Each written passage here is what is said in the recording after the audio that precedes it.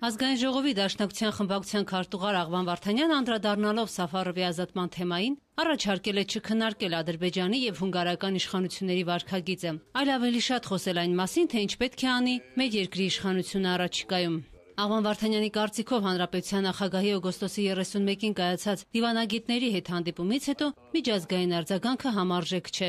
Ինչեւ մենք չդառնանք տարածաշրջանում ազդեցիկ կշիռ ունեցող հաշվառելի գործոն, մեզ որևէ մեկը մեր,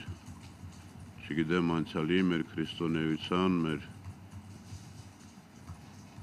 մարդկային գաղափարների ալտրուիզմի համար չի գնահատելու սա ակնհայտ։ Կատարվածի հետ կապված թե Աղվան Վարդանյանը, թե Ժառանգության կուսակցության քարտուղար Ստյոպա Սաֆարյանը արտգործնախարարի հրաժարականի հարցը այս պահին անկարևոր են համարում։ Աղվան Վարդանյանը կարևորում է վաղը կայանալիք ազգային ժողովի արտահերթ նիստում ընդունվելիք հայտարարությունը, որից հետո կարելի է քննարկել նաև արդեն հարցեր, թե ինչպես ստացվեց, որ Սաֆարովը հայտնվեց Բաքվում։ Ստյոպա Սաֆարյանն էլ կարծում է, որ արտաքին գերատեսչությունը շատ արագ պետք է քայլեր ձեռնարկի, պետք է հստակ դրվեն պահանջները, օրինակ Սաֆարովին Հունգարիա վերադարձնելու խնդիրը։ Հայկական դիվանագիտությունը շատ կարճ ժամանակում հիմա ռեալ արդյունքներ չապահովի կամ չդնի դրանց հիմքերը,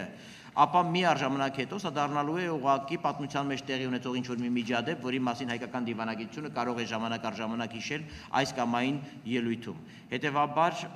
չափազանց պետք է շտապել այս խնդիրը լուծելու, ոչ միայն կոնկրետ գնահատականներ ստանալու, այլ նաև կոնկրետ արդյունքներ ապահովելու հիմքեր դնելով։